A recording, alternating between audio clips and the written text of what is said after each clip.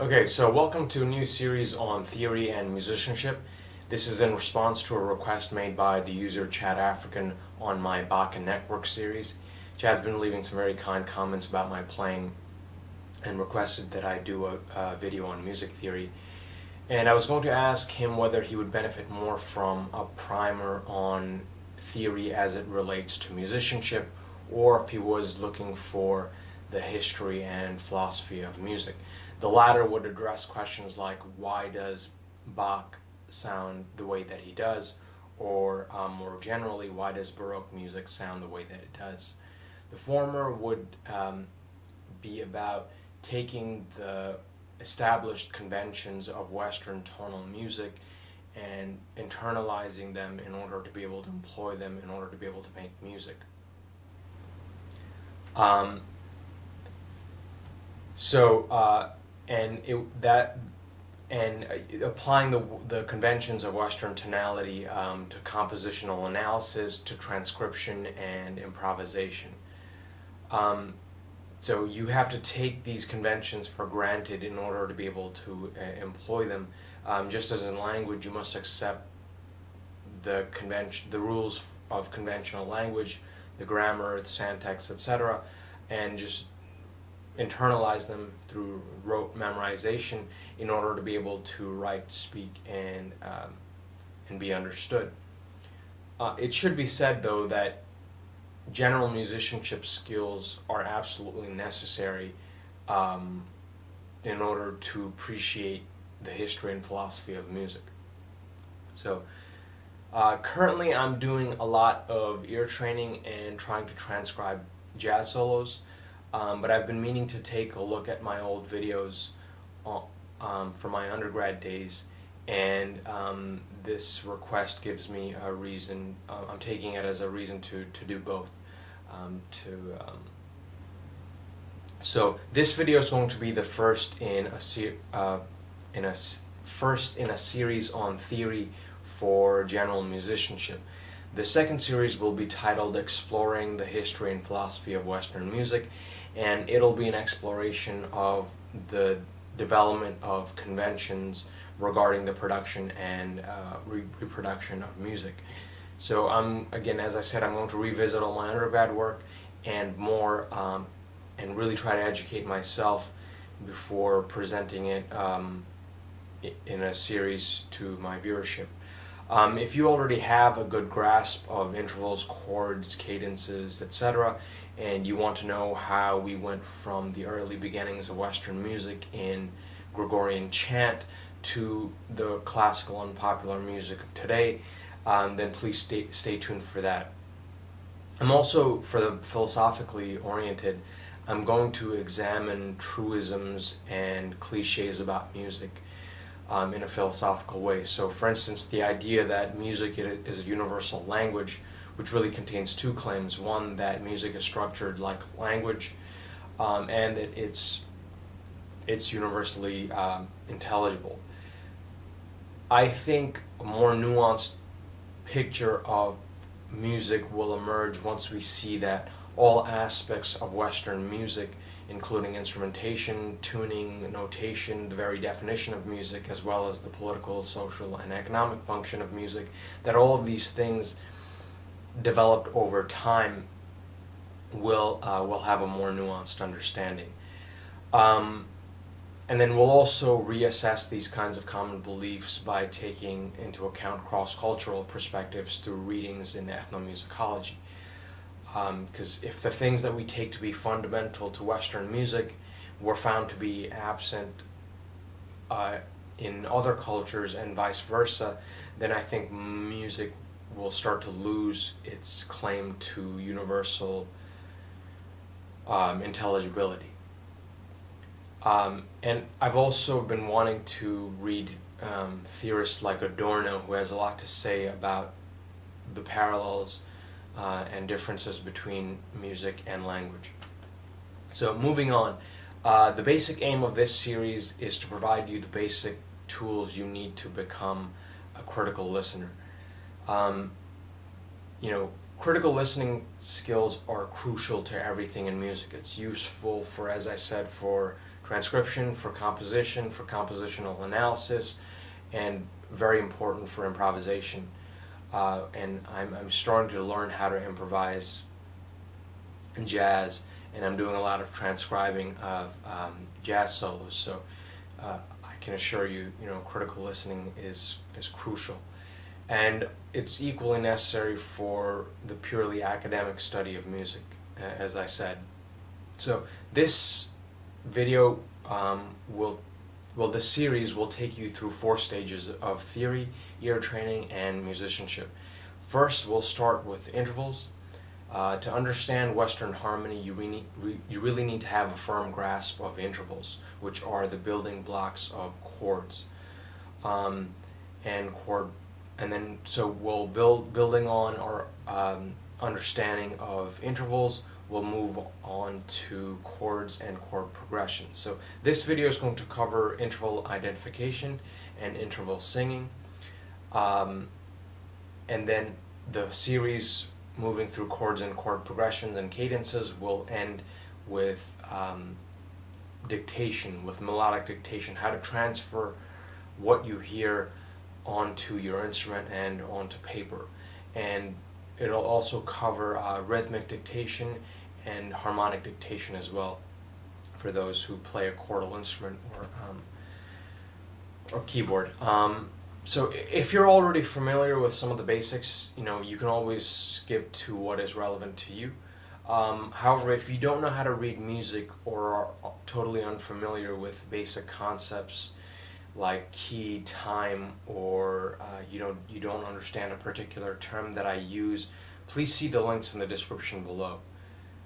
And if you have any questions, of course, please leave a comment and I will get back to you as soon as I can. And I'm also going to try to cover as much as I can and define my terms on the board here.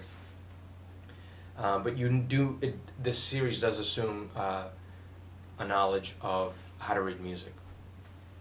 Additionally, to get the most out of these videos, you will need some basic things. First, I highly recommend that you get just a basic keyboard, or at least a chordal instrument like a guitar, and really an instrument that stays in tune, where you don't have to worry about maintaining the correct pitch every time you play a note. So at least a fretted instrument like a guitar, but preferably a basic keyboard. And then other materials that I may provide, or I highly doubt it, but if you need staff paper, you can find that free online, and you can print it out at the local library. In New York City, you can actually go to your local library and print out up to 20 pages at no cost, just with your library card. And this may also be true in other larger metropolitan areas, so you can check into that. So let's jump right into it. What is an interval? Intervals refer to intervallic distance. So intervallic distance refers to the distance between 2 pitched notes. The first note that is sounded is referred to as the reference note, and the second note determines the distance. And so that's what we mean when we say interval, the distance between 2 pitched notes. And a chord is simply the simultaneous sounding of 3 or more pitched notes. So if you want to recognize and understand chords, you need to understand and have a very firm grasp of intervals, the building blocks of chords leading on to progressions and cadences. So really this is the basis of tonal harmony, and which is the basis of most Western music. So really need to practice your intervals, and that's the foundation of all of this. So by the end of this course, you will be able to identify by ear, if you've put in the work, any interval, and also sing any interval. Then you'll be able to recognize chords, chord progressions, and then, as I said, dictate melodies or harmonies if you play a chordal instrument. So let's go over the naming conventions for intervals. Excuse me. Intervals are distinguished by quality and number. And so the basic interval qualities are minor, major, perfect, diminished, and augmented. And interval numbers are the first, or the unison, the second, the third, the fourth, the fifth, the sixth, the seventh, and the octave. The 8 notes of a diatonic scale. And intervallic distance is described in terms of steps, half and whole steps. So ascending or descending chromatically from one note to the next note is a step, and 2 half steps constitute a whole step. You know, on a keyboard, it's very easy to see. This is why the keyboard is a great pedagogical tool, and it's very easy to see what we're talking about because it is such a visual instrument. So a half step would be going from any note to the next adjacent note, and so mostly that's going to be from a white note to a black note. But you know, obviously, 2 places on the keyboard you're going to move from. So from E to F, that's from white note to white note. So really, we're talking about moving in a ascending or descending in terms of pitch from one note to the adjacent note. So perfect intervals are abbreviated with a capital P. So for example, P1, which is the unison, P5, perfect fifth, P8, octave, or P4, perfect fourth. Minor intervals are notated with a lowercase m. So minor second would be lowercase m2, minor third would be lowercase m3. Major intervals are abbreviated with capital M and the number. So M2, major second, M3, major third, M6, major sixth, M7, major seventh, etc. Augmented intervals are AUG, so AUG4 is an augmented fourth, and then diminished intervals are DIM, so DIM5 is diminished fifth. The unison and the octave are perfect intervals, P1 and P8 respectively. The fourth, fifth may be perfect, augmented, or diminished. The second, third, sixth, and seventh are usually minor or major, but but also with the exception of the P1 and the P8, all of these intervals can be described in terms of flat and sharp intervals. And the seventh in a diminished seventh chord is obviously a diminished interval. As I said, so with the exception of the P1 and the P8, intervals can be described as flat and sharp, depending on the context, the key or the scale that you're in. So the first interval is a unison, which is simply the repetition of the reference note. So if we're beginning with C, a C unison, if I had another keyboard, would be 2 C's sounded simultaneously. So I guess that would be a harmonic unison, and to play C, a C and a subsequent C sounded melodically would be a melodic unison, I guess. So a single step ascending or descending from the initial note is a minor second, right? So again, just sticking to middle C, going up a half step is a minor second to D flat. Descending, C to B, minor second descending, right? So major second is 2 half steps or 1 whole step. So C to D or C to B flat.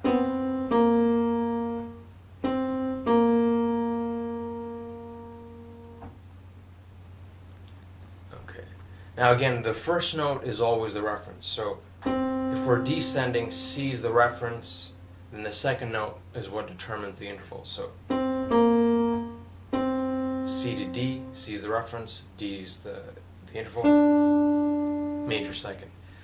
Minor Third is 3 half steps, so if we're starting at 3,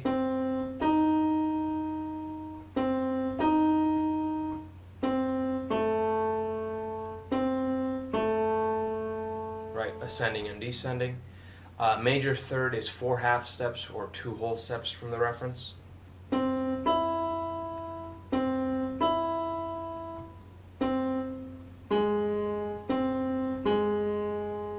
Right, ascending and descending. Perfect fourth is 5 half steps or 2 whole steps and a half step from the reference. So.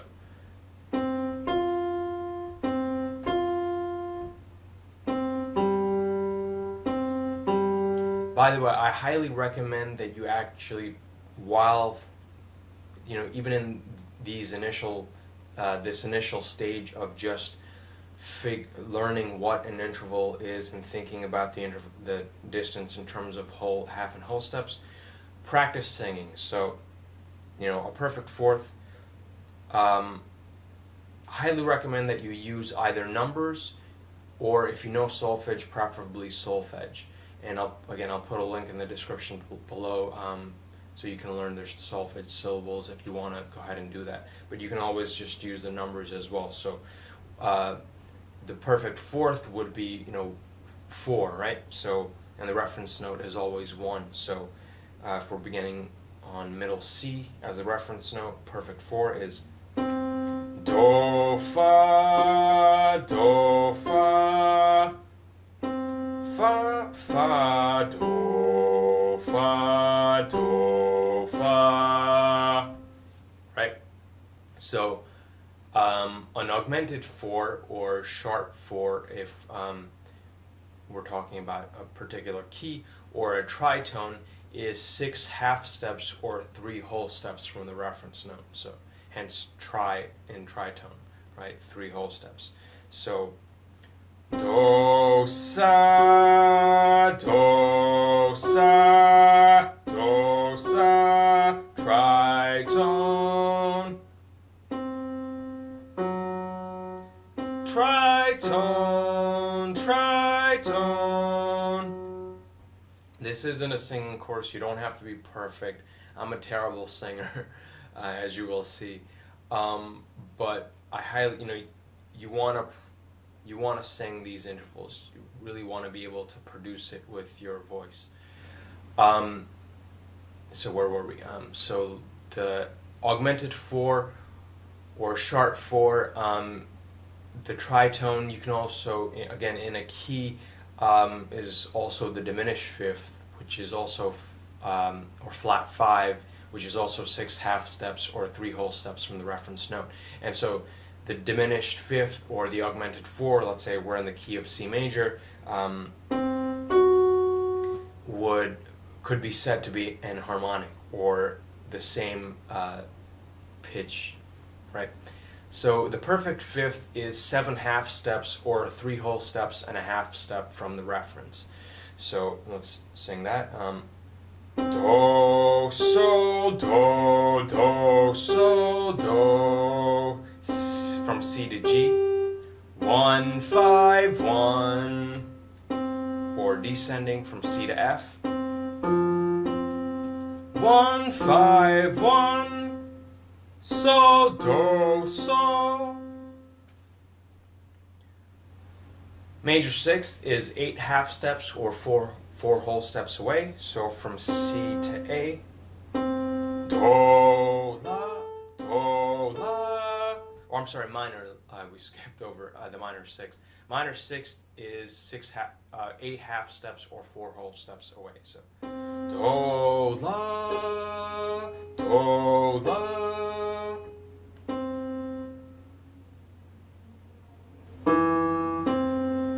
La, do, la, la, do.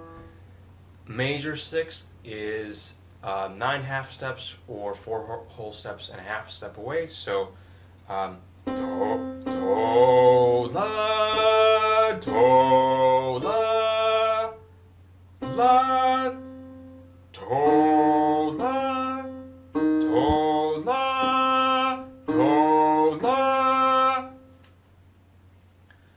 By the way, if you can't hit these notes, then you can always use, try to get the pitch as accurately as you can. Do what you need to do. Use an operatic, an exaggerated, operatic tone, or go into falsetto. Whatever works. So where were we? So major sixth, now minor seventh. So minor seventh is 10 half steps or 5 whole steps away. So from C, do, 1, 7 is 2 syllables. If you're going to use the numbers, then shorten it to sev. 1 sev, 1 sev, 1 sev, 1 sev, or do si, do si, do si, do si, do sev, 1 sev. Major seventh is 11 half steps or 5 whole steps and a half step away from the reference. So do si, do si, do si, 1 sev, 1 sev, ascending, descending.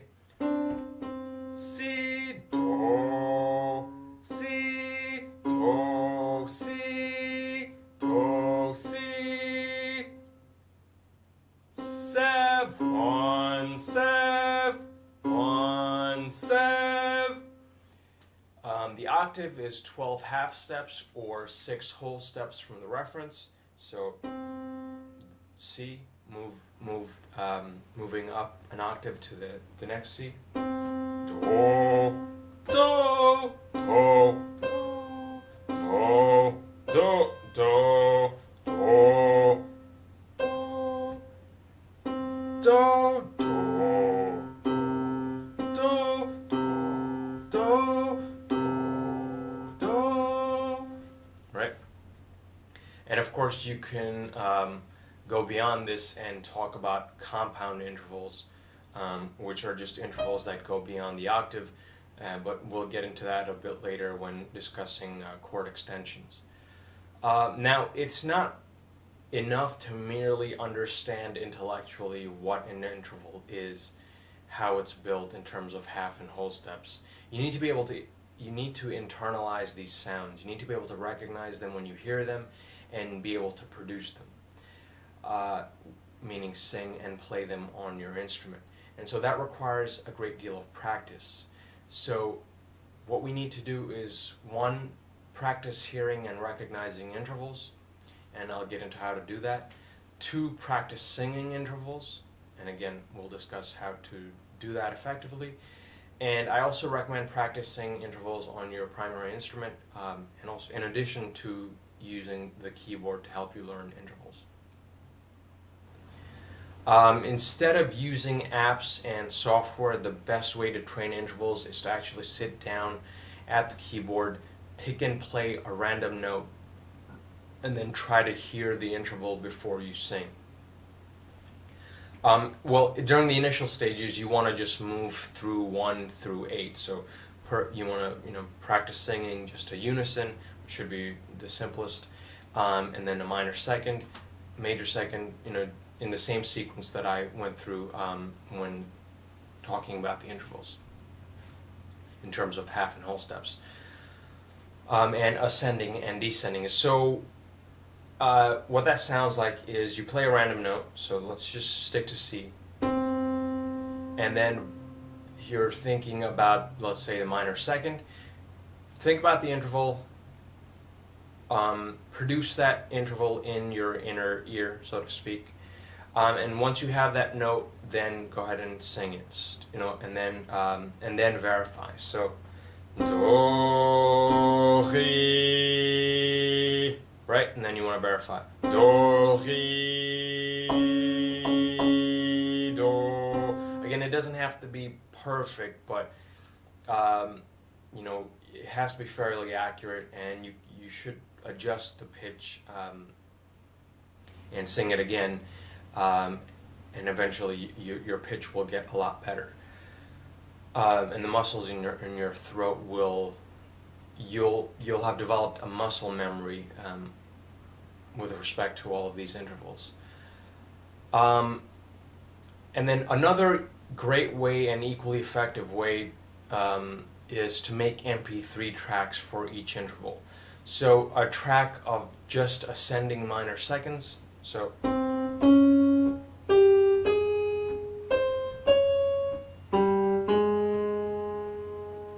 right, and then a track of descending minor seconds, so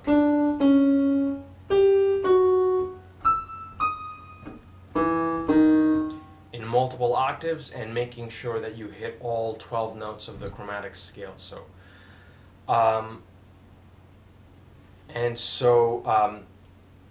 and then a second track of the same thing with a 5-second or 2-second or 3-second pause. And what that allows you to do is, so what that sounds like is reference note, pause, 3 seconds, right? And then the note. And what that allows you to do is, so you're in the subway, you're on your way to work, or whatever, and you're able to listen to this track, listen to a reference note, then produce that note, sing it, hum it, whatever you need to do. And then the second note will verify whether, will verify the note that you're singing. And so you sing the note, you hold it until the second note sounds, and then you're able to verify whether you've hit the right note or not. And so that basically allows you to do, train intervals without a keyboard. And so it's very convenient. And so the first track is to get your ear accustomed to the interval, and then the second track is you're moving on to practicing producing the interval. This second step is crucial if you really want to internalize what you've been hearing and to really cement the sounds in your mind and in your muscle memory. You'll be surprised once you really get into the habit of practicing intervals, even if you're not able to hear the interval in your inner ear, so to speak. If your inner ear doesn't produce the correct pitch, you'll see that sometimes when you sing it, your muscles will correct to the right pitch, because each interval, again, because of muscle memory, will do the work for you. And then again, with MP3 tracks, unlike apps and sitting down on a keyboard, you can train your interval anywhere. And if you do a manual labor job like I do, then you're freed up to focus on the sounds, and you don't have to. You're not fumbling around with gadgets or anything. So it affords you a lot of focus. If you're having trouble recording these tracks on an instrument, then please see the links in the description below. There are online tools that allow you to record these tracks in the two ways that I mentioned into Midi format, which you can then convert very easily into MP3. And you don't even need a high-speed internet to do that. It's so easy, it's simple, and the files are so low in memory that you can do it easily and then load them up on your MP3 player. If I see a lot of interest in this stuff, and I see that people having a little bit of trouble, then because it is tedious to make these tracks, it's a little bit easier if you just record it, but it's better to do it online, because it's mechanical. The pitches are exact. There isn't any rhythmic variation. You can just focus on the intervals. If I see a lot of interest, then or if Chad or anyone actually makes a request to me, then I will make these tracks, because it's going to be tedious for someone who doesn't know how to do this and isn't even familiar with the software. So I'll do that, and I'll upload it for the sake of convenience. For interval singing, I highly recommend using solfege, or at least numbers, as I mentioned. And again, please see the link in the description below. If you are really having trouble memorizing these intervals initially, there are several strategies. One, you have to use association to your advantage, and that's the method that I use personally. Think about the affective quality of each interval and try to keep in mind a distinct association for each interval. So try to make it a little bit, you can be a little bit elaborate. So, do, mi, re, do, mi, do, mi, do, mi. So what does that make me feel? Or what affect does that suggest? What emotive quality can I associate with that interval? Try to make, again, a more nuanced association than, oh, that's sad or that's happy. And I think that's a really effective way. That's what works for me. I rely on the emotive quality of each interval. Or I think in terms of scale degrees, because a major scale has, or minor scale has all the intervals that you need. And so if you have your scales, you have them memorized, then you can just think in terms of, so in the C major scale, from 2 to 4, scale degree 2 to 4, right? So that's a minor second. From 1 to 3 is a major second. So you can think about it in that way as well. I don't have synesthesia, I don't have perfect pitch, but a minor sixth, like I've always had a strange relationship to intervals. Sometimes just pure intervals, a major sixth or a minor sixth especially, that produces a certain effect in me, and I know what that feels like. And I love the major sixth. I love the minor sixth. And that has a very distinct effect on me. So if that works for you, then go for it. Another good way to practice, or to at least initially familiarize yourself with intervals, is to begin to associate each interval with a familiar melody that contains that interval, preferably in the first 2 notes. I actually seldom use this method. I know a lot of people recommend it, and it's a long. It's been a part of music pedagogy forever. But you're never going to use songs when you're trying to do a melodic dictation. So use songs just to get the intervals to stick during the initial stages of training. Don't become dependent on them. Once you've memorized, the goal is to memorize the intervals and not have to rely on songs. You're not going to sit there and think up a melody, conjure up a familiar melody when you're trying to transcribe a Miles Davis solo. That's not how it works. But when you're like, okay, I forgot what a major second sounds like, and then you think about Freddie Freeloader, okay, that's a descending major second. If you're thinking about, yeah. So, and so for song choices, I highly recommend tunes whose melodies you know by heart, that you can hum or sing pretty well. Nursery rhymes work very, very well because they're simple. You can recall them very quickly. I also recommend tunes with lyrics. Now, I don't follow my own advice, but a lot of the tunes in my own list are, they do have lyrics to them, and you can find versions with lyrics. So I recommend music with lyrics to purely instrumentals, because lyrics tend to reinforce the memorization of melodies. You have a stronger association that way. You want to choose, you want to actually create a playlist, and you want to listen to these intervals and really listen to them and really try to memorize these melodies.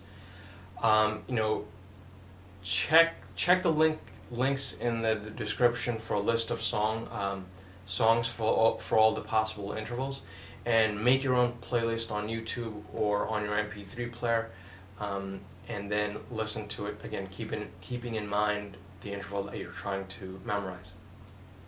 So, to sum up, practice on the keyboard. Practice your intervals ascending and descending on the keyboard, and also on your instrument, whatever your primary instrument happens to be. Listen to the familiarization tracks, then practice singing with the sing tracks. You need 2 tracks per interval, one for ascending and the other for descending. Each track should include one note from all the notes of the chromatic scale as a reference note, and each interval should be played in multiple octaves, in all the octaves if possible. You would end up with 16 tracks for memorization and 16 tracks for singing practice. And again, if I see a lot of interest in that, then I may do that for you, but that is tedious, so I really need to see an interest. And so before ending the video, I wanted to go over my own interval song chart, and just to go over the tunes and to give you a sense of what I mean by using songs to memorize intervals. So let's do that now. I should have had this prepared and had the playlist up, but yeah, I guess I didn't prepare for this video as much as I should have. So let's do that. I'm going to make my playlist available on YouTube for you as well. So, okay, so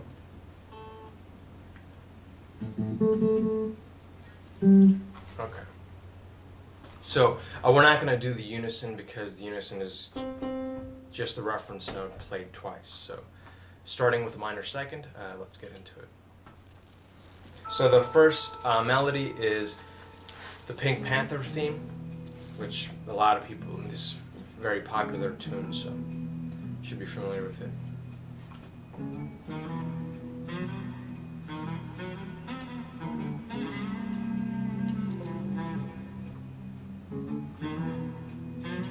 Okay, so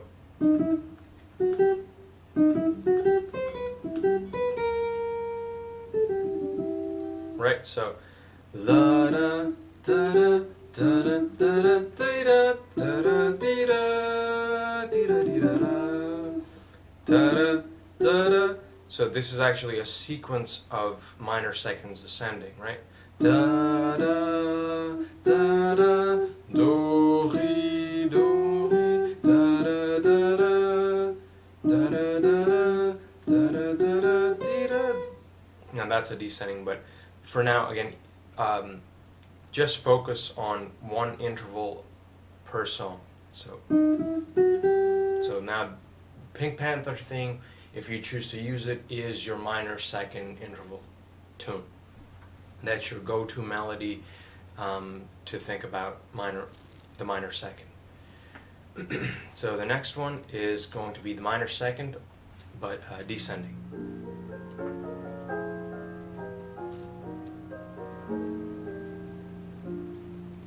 Stella by Starlight.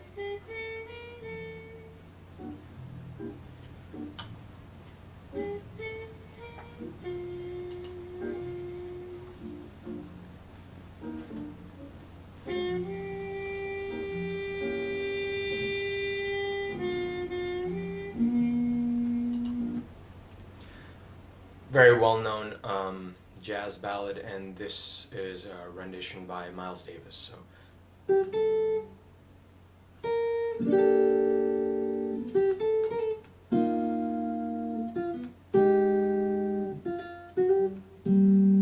So, la da minor second descending, la da da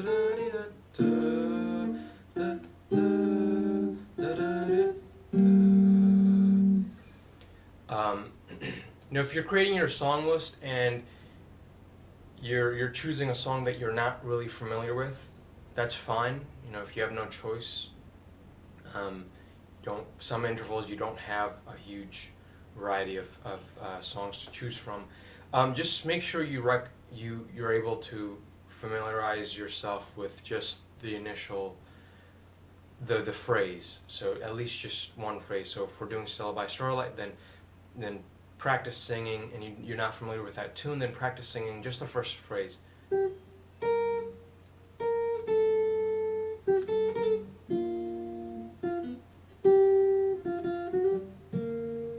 Right? So that's a minor second descending. Now let's get into the major second ascending. This is a well-known nursery rhyme. I think you'll recognize it. I think you should already have recognized it.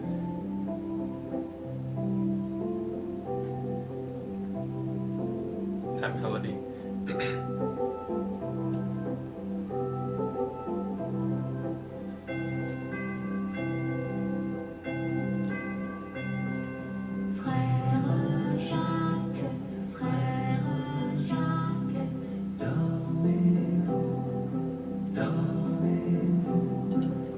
Right, so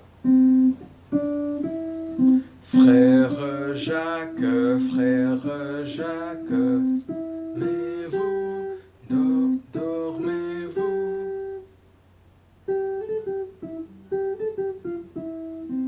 Right, so Do, Ré, Do, Ré, Do, major second ascending. Now major second descending. Freddie Freeloader from Kind of Blue by Miles Davis.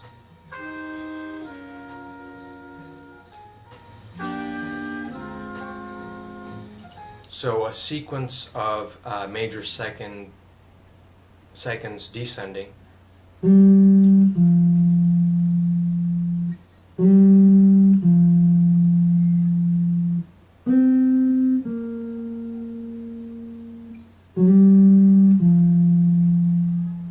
Right, so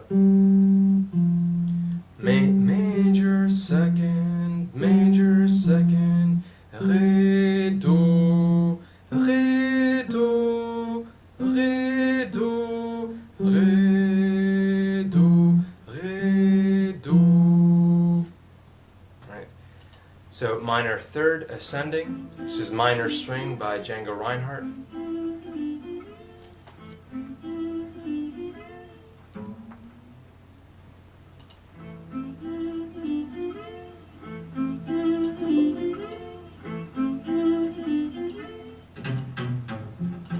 Right, so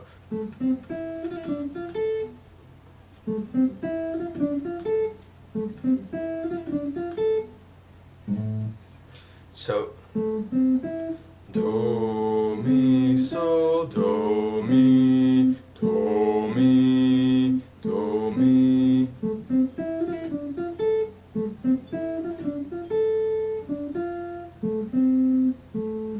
Do, Mi, Re, Do, Mi, Re, Do, Do, Mi, minor second ascending,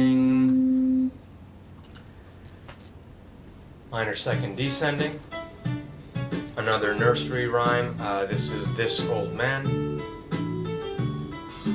This old man, he played knick-knack on my thumb with a knick-knack, paddywhack, give a dog a bone. This. Right, so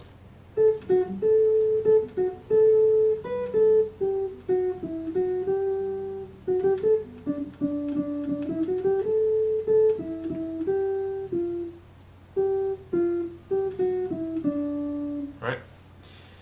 So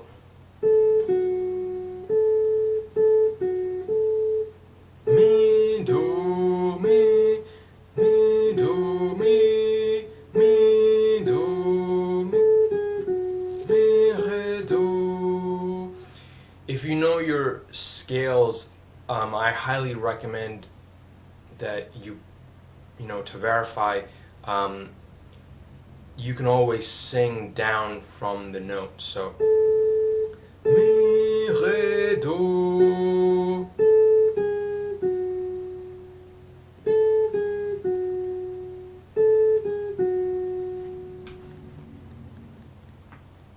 So that's the minor second, minor third. Now the ascending major third. This is Spring from Vivaldi's Four Seasons. Right, so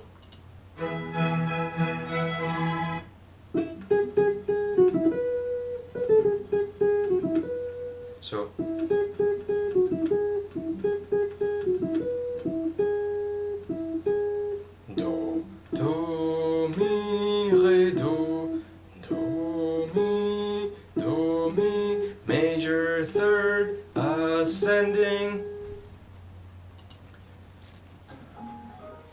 So major third descending.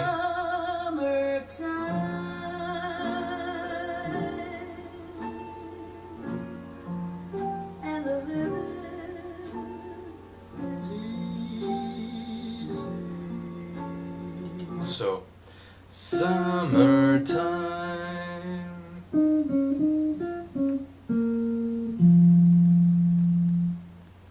That wasn't really in time, but yeah. So summertime, summertime.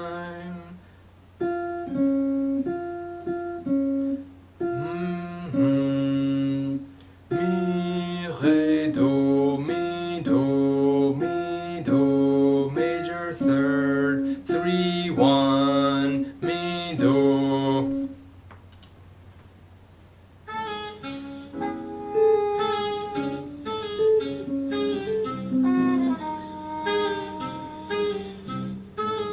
Intro, this is All the Things You Are, very well known jazz standard, and this is Charlie Parker.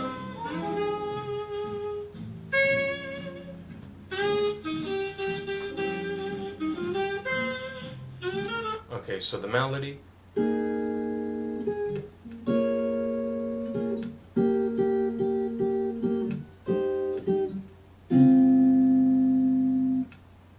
Right, so we're doing the perfect fourth, ascending, so do, fa, 1, 4, 1, 4, so it's a sequence of fourths. That's a tritone, so then another sequence of fourths. Right, so fa, do, do, fa, do, do, do, do, do, fa. So let's do perfect fourth descending.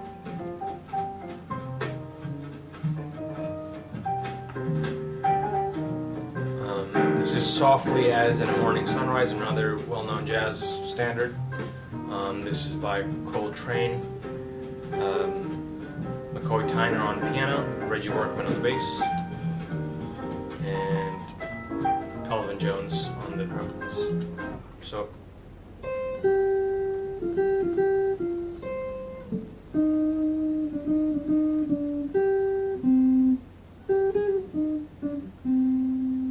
right, so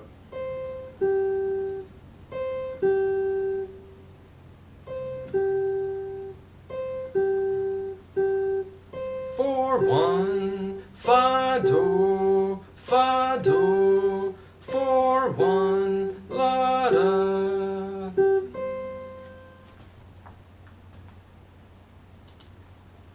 Now the augmented fourth, or the sharp 4, or diminished fifth, the tritone.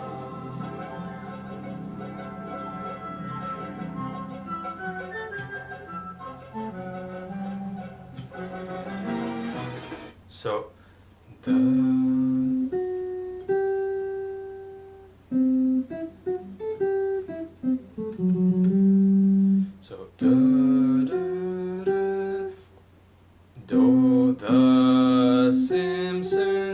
do, sa, do, sa. Right, so tritone ascending, and moving on to the tritone descending.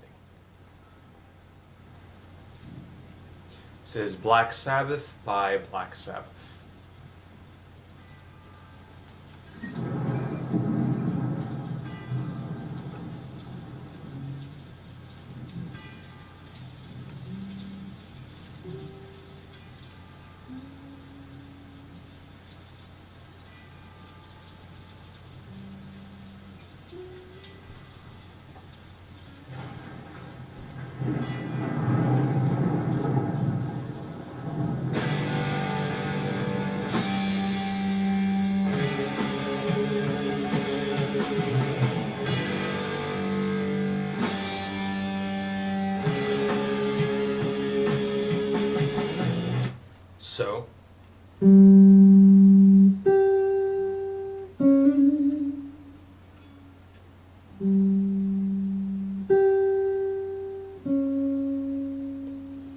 So, this is actually the octave, moving up an octave and then down.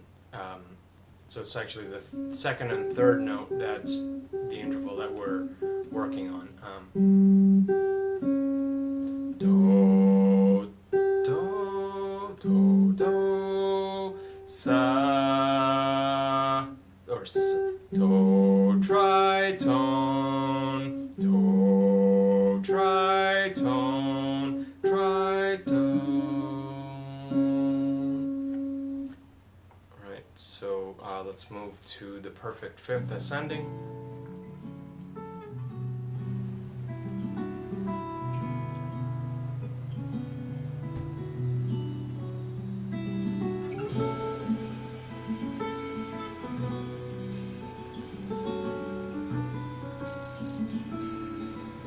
Children of the Night, a Wayne Shorter tune played by Mike Moreno.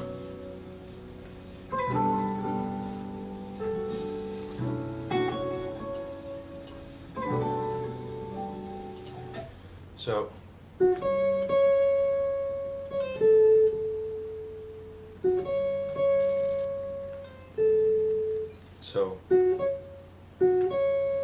do, sol, do, do, sol, sol. Do, sol, do, sol, do, do, sol, do, 1, 5, 1. So major perfect fifth descending, minuet in G.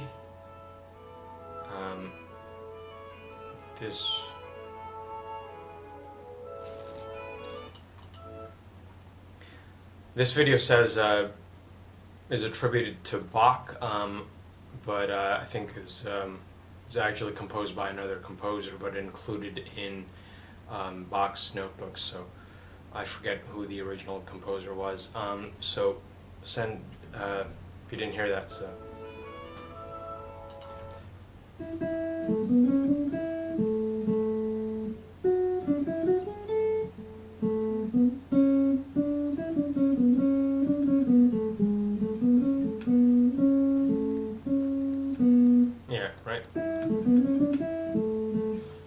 Sol, do, sol, do, sol, do, sol, do.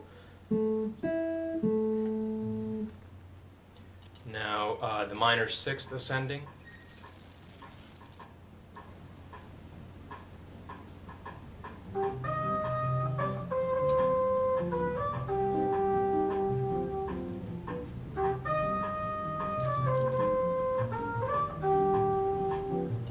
So, do,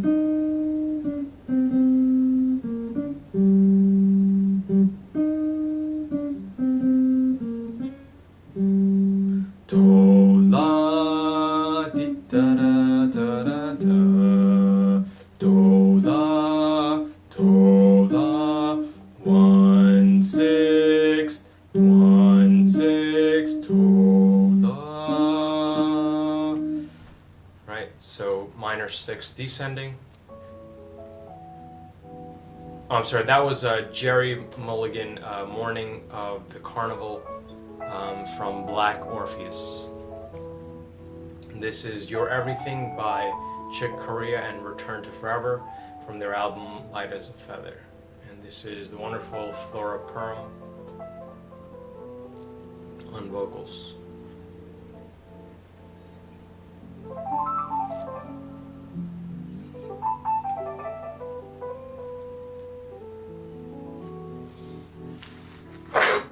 Excuse me.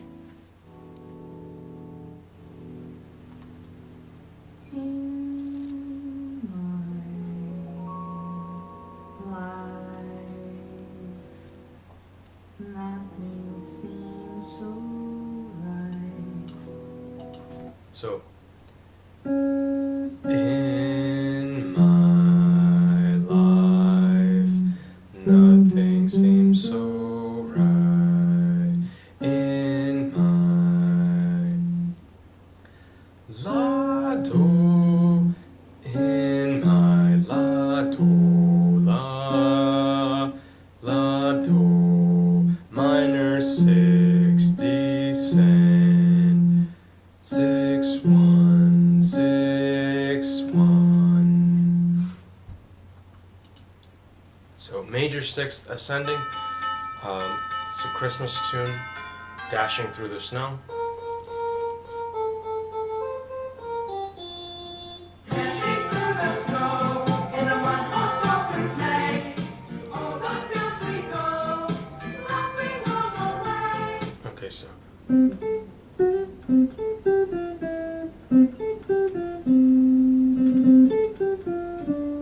right, so tola, tola, so fa, do, dola, dola, 1/6, 1/6, 1/6. So, and that's how you want to practice. If you're not familiar with the intervals. So, Phantom of the Opera, Music of the Night, if you didn't catch that.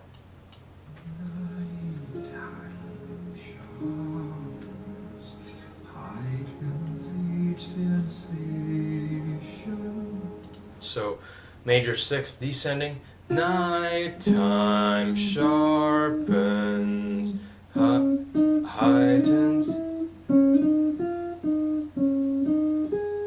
Yeah, so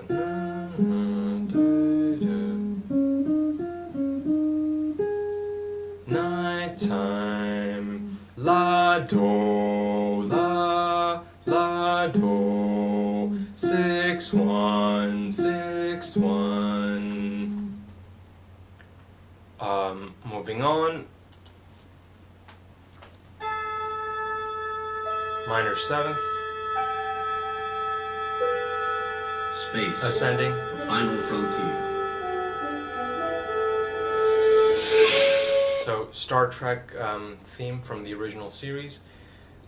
This one is the interval is actually the 1st and 3rd note, not the 1st and 2nd note. So the 1st and 2nd note is actually a perfect 4th.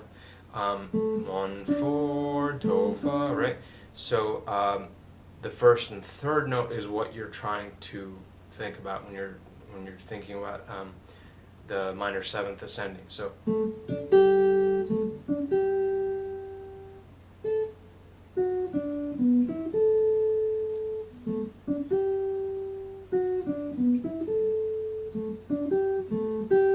do si do si do si do si do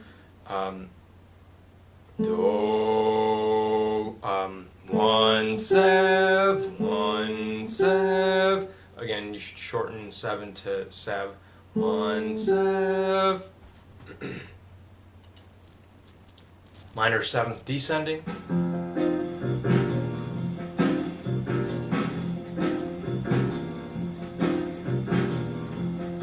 Watermelon Man by Herbie Hancock. For the record, taking off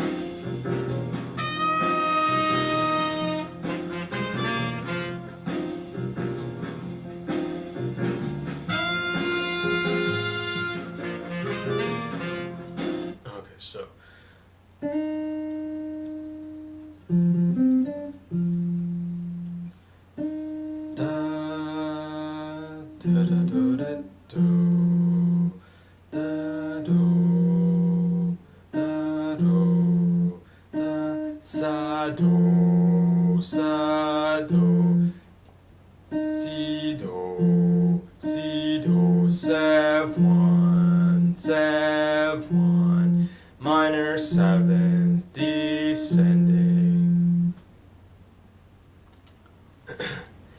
Moving on, major 7th, ascending. This is Don't Know Why by Norah Jones. I waited till I saw the sun. Don't know why I didn't come. I left you. Okay, so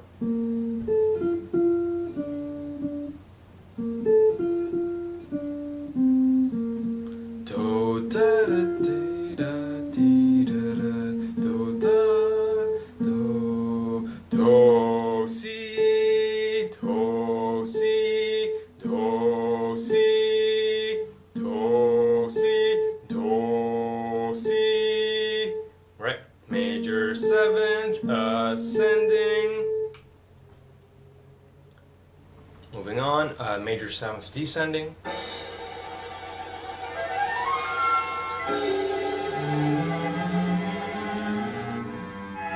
This is I Love You, a Cole Porter tune, and this is sung by Joe Stafford. I love you, homes never blue. So, I love you. I love you. Si, do, 7, major 7th, descending. Now we finally the octave ascending. This is If I Should Lose You, a wonderful jazz ballad, and this is Kurt Rosenwinkel's rendition.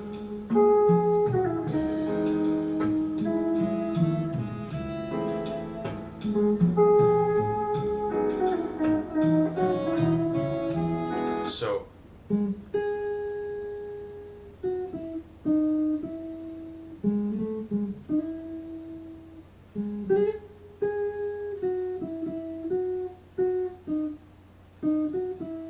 right, so do, do, do,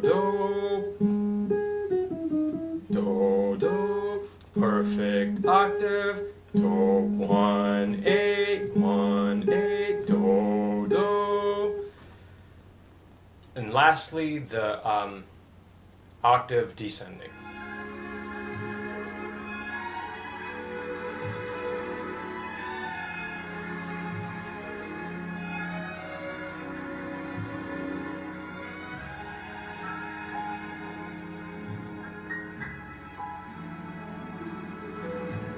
Willow, weep for me. Willow, weep for me.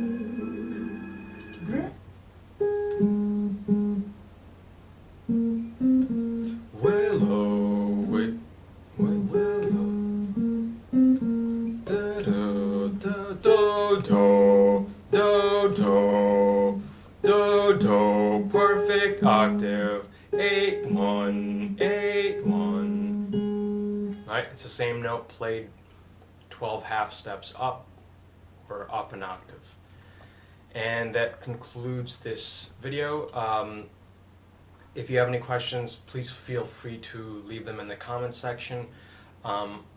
If something isn't clear, this probably isn't going to be completely legible on the video, so I'm going to try to improve my legibility on the board here in future videos, but for now I'll include this stuff in the description and leave links to other materials.